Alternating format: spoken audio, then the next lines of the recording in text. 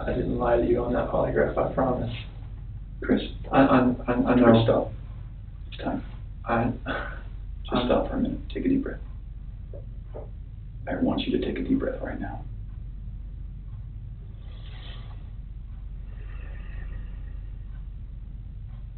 There's a reason you feel sick to your stomach. And when people hold stuff inside, it makes you physically ill. And I can just tell on your face, I could tell from the second you walked in that you were wanting to just come clean and just be done with this. This is a technique known as social exchange, an interpersonal persuasion strategy in which the interrogator provides the suspect with a psychological reward in return for the information they need. In this case, she's trying to convince Chris that the alleviation of mental weight is a worthy trade for a confession. She does this in a manner that protects his self-esteem by giving him appreciative reinforcements. And I appreciate that because you knew sitting down in that chair that you weren't going to pass today. And you knew I was going to find out, because I told you that. And then you continued to stay, knowing that you could, at the end, say, you know what? I just need to get this off my chest. Everything that I've told you, I did not lie on this polygraph. I don't know how much I could tell you right now, like, I did not. It's not even an option right now, because you did not pass the polygraph, so I know you were being deceptive, so that's not even an issue right now. The issue right now is what happened to Shanann, Bella, and Celeste. The following tactic is called the futility technique, a building block to induce a sense in a suspect that any resistance on behalf of their cause is futile due to the overwhelming evidence against them. This was obviously not the case, as polygraphs are not admissible evidence, and Chris was in fact still free to leave at this point. That's the issue right now. Okay, so let's talk about that. I know you want to tell us. I can see it in your face. Holding this lie in is going to do nothing for you. I know this. Like, okay. I'm not, like, trying to, like, cover things up, like... Yeah, but you kind of are, because it's normal. This is no longer an interview to collect information. The steps of asking questions and receiving answers is over, and the interrogators are now in the process of leading the suspect into a state of mental exhaustion. The detectives will attentively watch for denials and stop them before they can be voiced. Letting the suspect deny his guilt will only increase his confidence and prolong his cerebral stamina. Normal people would do that. Normal people that make a mistake initially are going to go, I don't know what you're talking about, I didn't do anything. That's normal. I would expect that. That's a natural reaction that someone's going to initially lie about something like that and then eventually tell the truth. So this is your eventually telling the truth time. This is where the rubber meets the road, Chris. Like, don't let this continue any longer, please. I'm not trying to make anything continue. Like, I want them back home, like... But you know they're not coming back home. You know that. I don't know in the back of my head. I hope they come back home. But you know they're not. Chris, Tammy and I are confused. Okay? And here's what we're confused about. I told you that we've done some work overnight. Yeah. I told you that we've got a lot of leads. Okay? That wasn't a lie. We know a lot more than you think we do. Okay? The dossier technique is a variant of the futility technique, the only difference being that the detectives are far more cryptic and often deceptive about the evidence they have. This will hint at things in a vague manner for the purpose of escalating a suspect's uncertainty. Where are they? I don't know where they're at.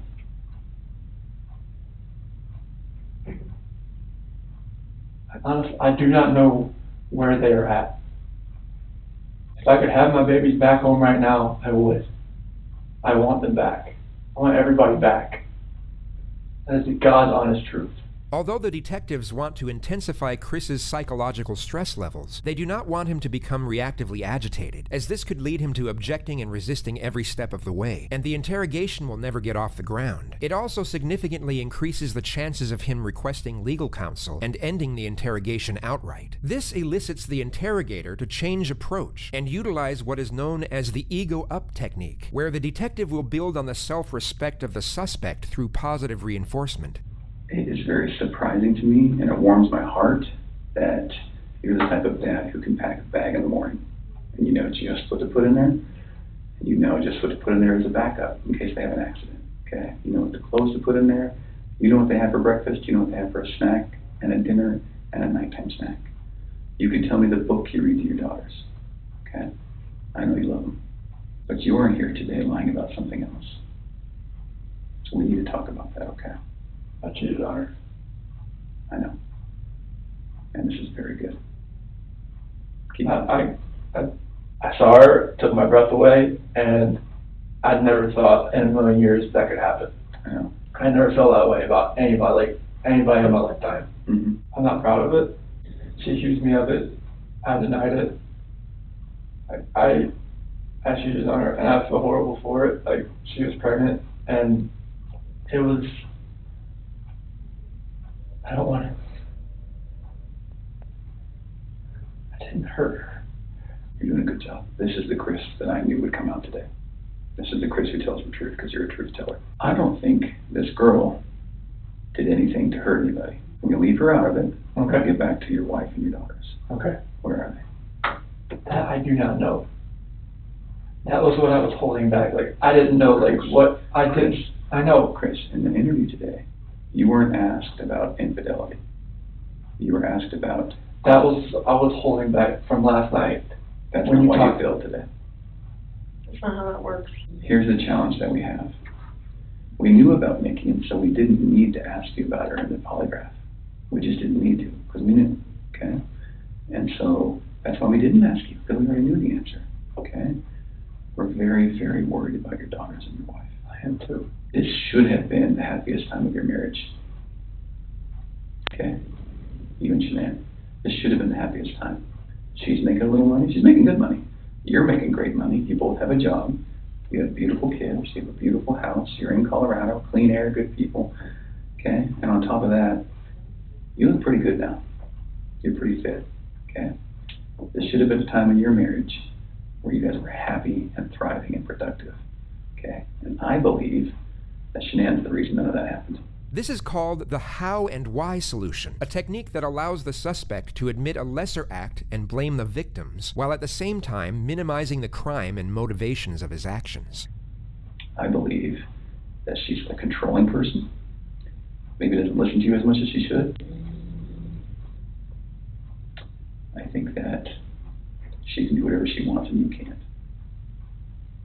Okay? I think if you were to go to a restaurant, she would order whatever the hell she wants. And as soon as you order a nice steak, she says, whoa, buddy, that's because you're a good person. And I think that she started on the path to leave the marriage. Okay? It's ironic that we're talking about you and Nikki. I think that she was the one who started on that path first. What do you think about that?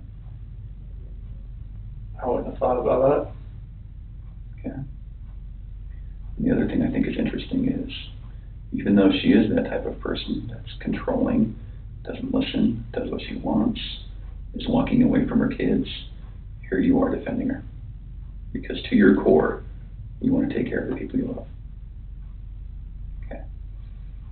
And that's the reason why we want to give you an opportunity today to just help us find them. Okay? Chris, right now your dad's outside. He flew across the country to help I know. you. Okay? You're lying to him.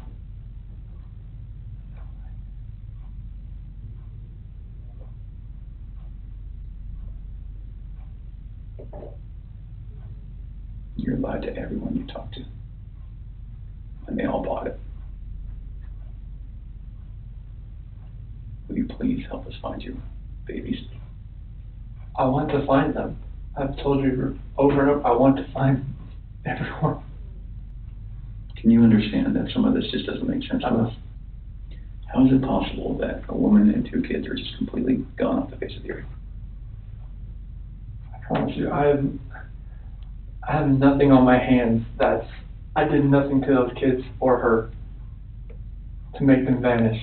As the interrogation goes on, the constant and relentless psychological pressure essentially puts Chris at the edge of his ability to function cognitively. It's a slow and methodical process of breaking down his resistance while maintaining a balance of pugnacious and reassuring psychological techniques.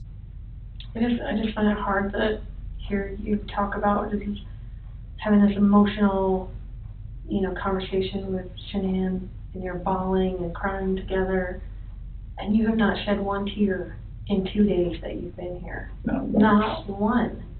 And help me understand that, because I don't get it. These are your baby girls, and you have not shed one tear over them not being around. Chris, I lose my 4-year-old in the store for 10 seconds, and I start to go panic.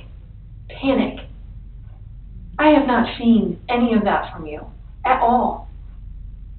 Help me understand that. I love those girls. I would never do any just because I haven't shed a tear.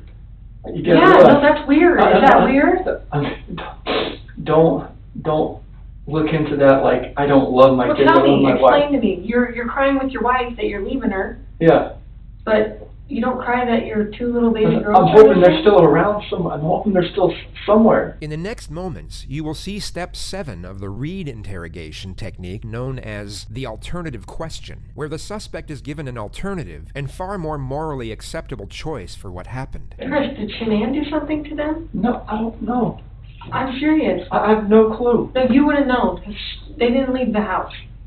Did Shanann do something to them, and then did you feel like you had to do something to Shanann? They were at the house when I left. They were there. They weren't there. They didn't leave. They vanished. They were The there. only way they could have left is in your truck. Did Shanann do something? Something happened in the house that you know about. We know that something happened to all 3 of them. But I want to know, did something happen to these baby girls first that you had to take into your own hands and deal with? You had to clean it up for Shanann. Chris, you gotta tell us. There's something that happened to these baby girls. Look at them. I know. Before you came in, I was watching videos. We have no doubt you love these girls with all of your heart. I have no doubt. But we make mistakes.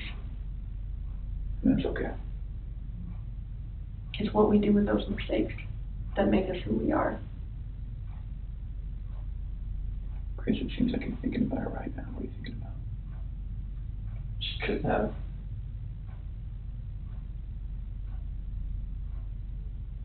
I feel like you cleaned up for her. I feel like that's the type of guy that you are. Chris, this is a weight that's going to be on you for the rest of your life until we resolve it tonight. Unless we can talk about this more tonight, it's going to follow you forever. I promise you, when you start talking to us, you will feel better. Chris, we're giving you a lifeline right now. You need to take it. You need to reach out and take it. Chris, you took them out of the house with their blankets and their animals. And that's because you cared. That's what a caring dad does. And you either cleaned up after Shanann or you made the mistake. And I mean, I want to believe that maybe Shanann did it and you felt compelled to fix this so Shanann didn't look bad. That's what I want to believe.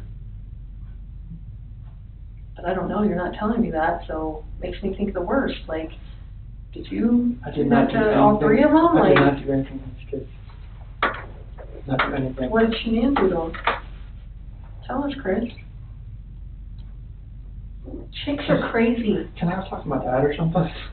Absolutely. Come. Do you want to bring him in here?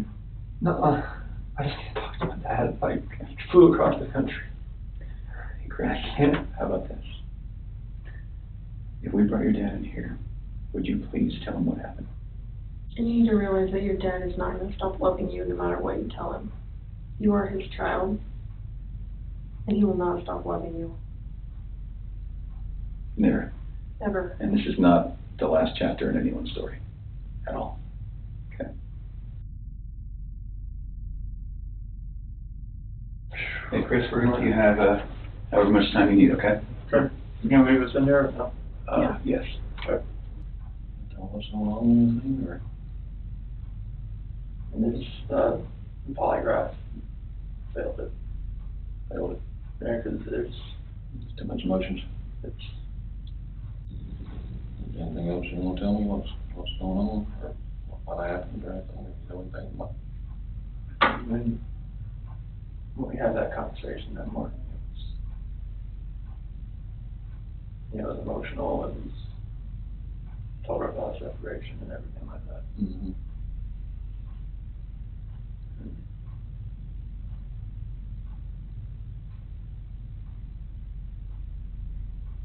What happened after that? I mean, I went downstairs and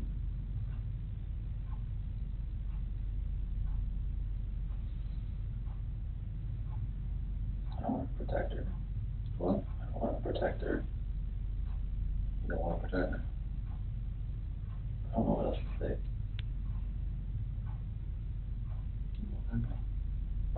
Huh? She hurt him? Yeah. And then What now? I tell her. You hurt her?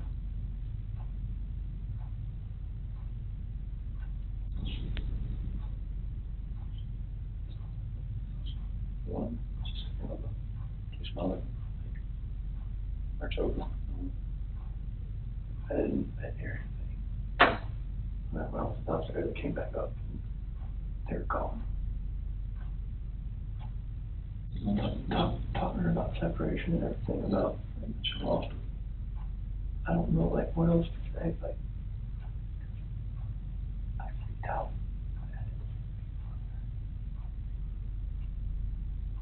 Those are my kids.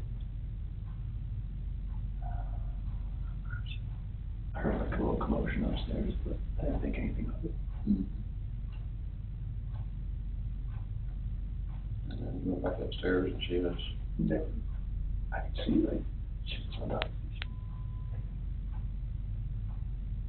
what, choking her, or? Did she kill him? They're blue. Both of them? Yeah. She choked both of them to death. I freaked out at the same thing.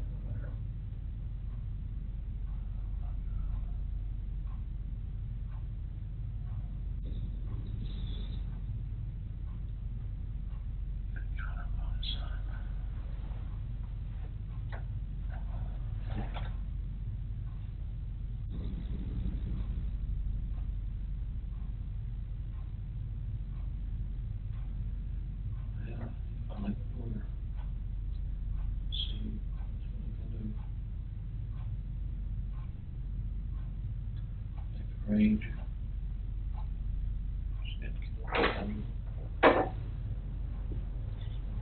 What's that?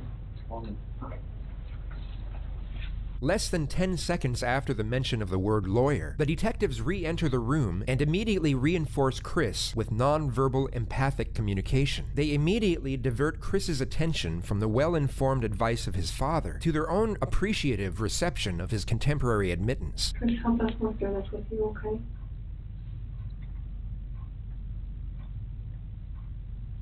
Will you tell us what you told your dad?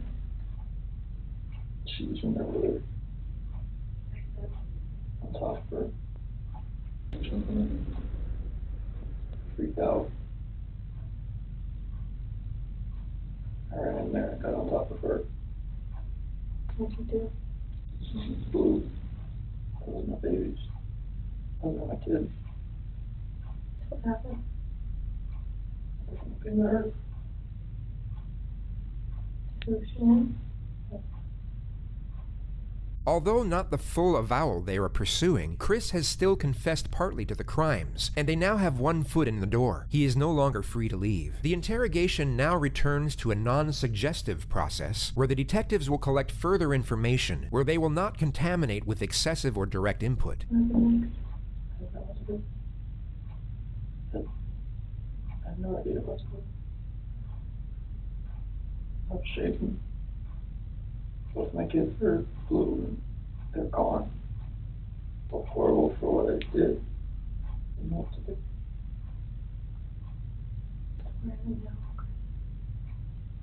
It's the hard part. We have left details where they're at. you can help you keep them out of the cold. At that first location I went to that day. I didn't know what to do. I know. I didn't know what to fucking do. Like, none of this made sense. Why would she hit my fucking girls? I'm sorry.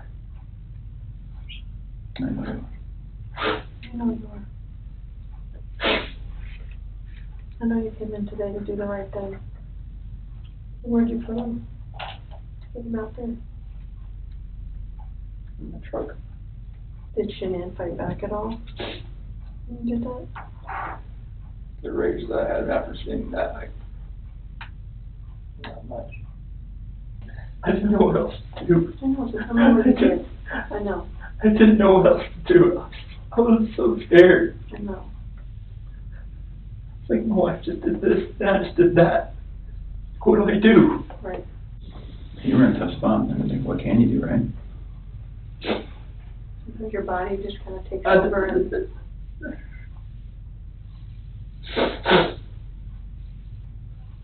What's gonna happen? We're gonna help them get out of there. Chris, I know they're gone, but they're still your babies, and you're still their dad. And you don't want them out there. I don't want them out there. And you don't want someone else to find them out there. You don't, I promise you. You give us a second so we can kind of get some things arranged. Can you do that? What the fuck is this?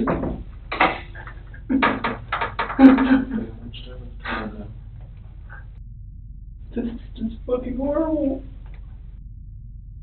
I've always said she was an unstable person, but I never thought that in a million years that could happen. She just lost it. Why did this happen to me? Well, why did this happen to those two little girls?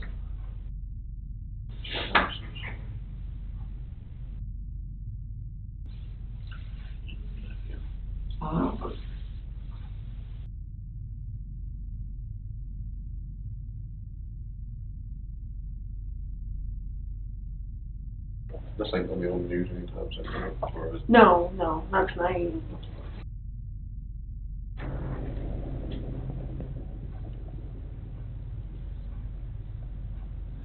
Whereabouts is Shanann and the girls?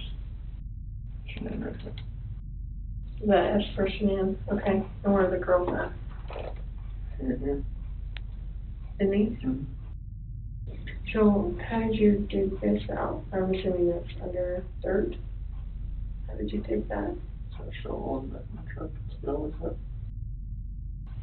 So it sounds like, it feels like to me, now we know pretty well how to go get them. Is there anything else we need to know?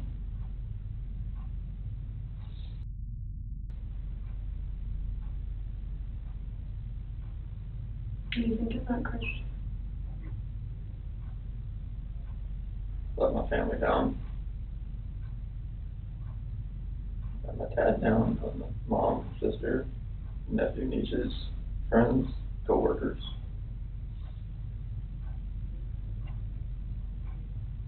Can I ask you another tough question?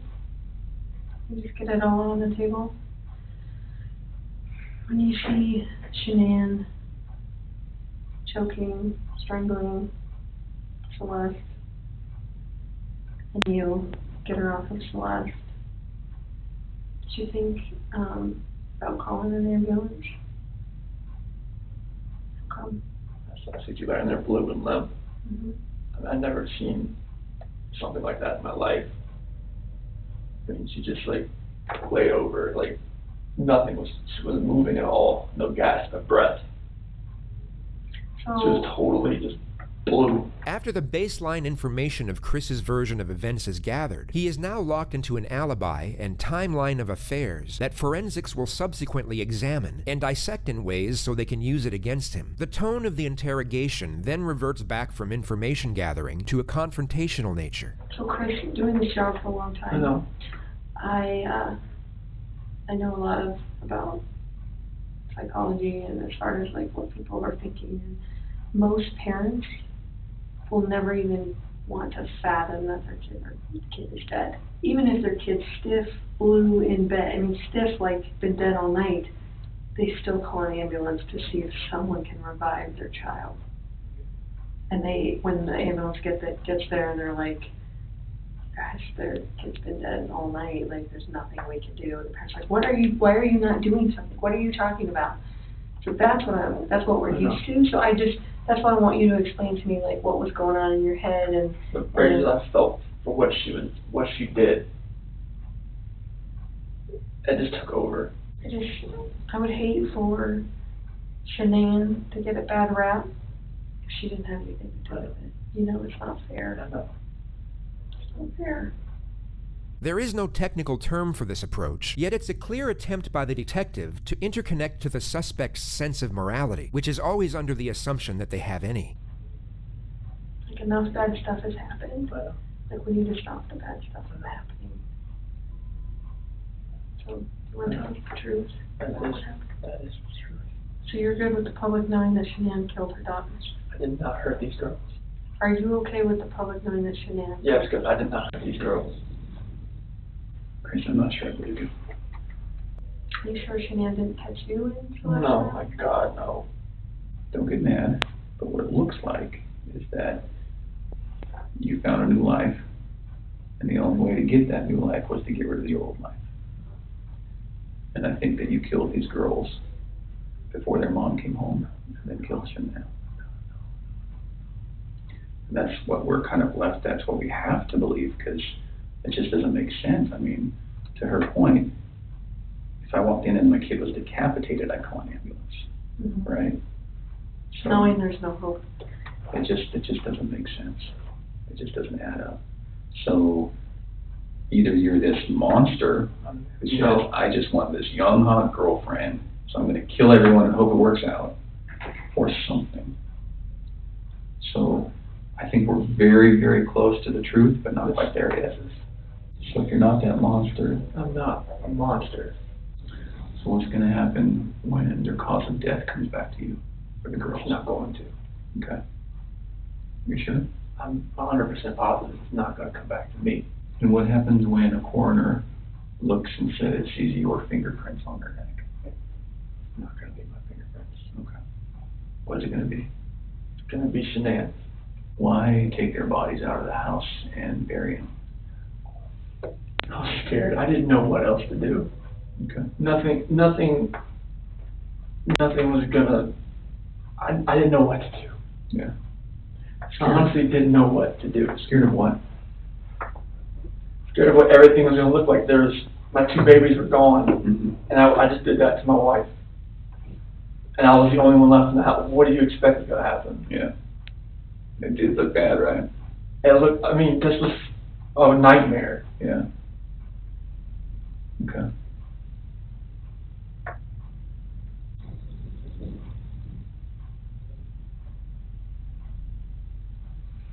Yesterday when you were talking, and again, this is before we kind of got to this moment today, you mentioned that we were talking, you said, I don't know where they are, I don't know where they are, and then you said something along the lines of, whatever happened to them, this act of pure evil. What does that mean? Is this the evil that I saw when I walked behind Shanann and she was on top of CC? And then I felt evil for what I did to Shanann. Okay.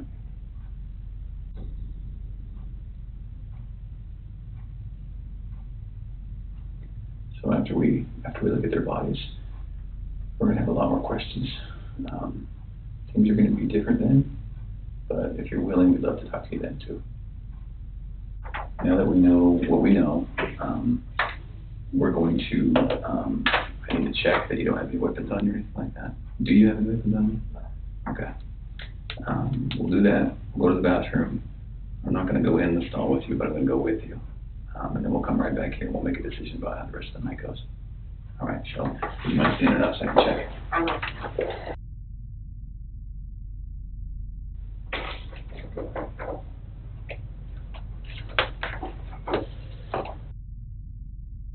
This interrogation was a true testimony of how mental fatigue can restructure an individual's cognitive rationale. Chris maintained his innocence even after the failed polygraph, and if he had kept that stance, he would have walked out of that police department as a free man for at least another night. Yet, after a prolonged state of isolation, anxiety, and fear, coupled with the cerebral influencing tactics of the interrogators, the alleviation of getting out of that situation was in that moment perceived as enough of a luxury to exchange his freedom for it. Chris, come stand up for me. I'm going to have you face that wall. Lift up your hands.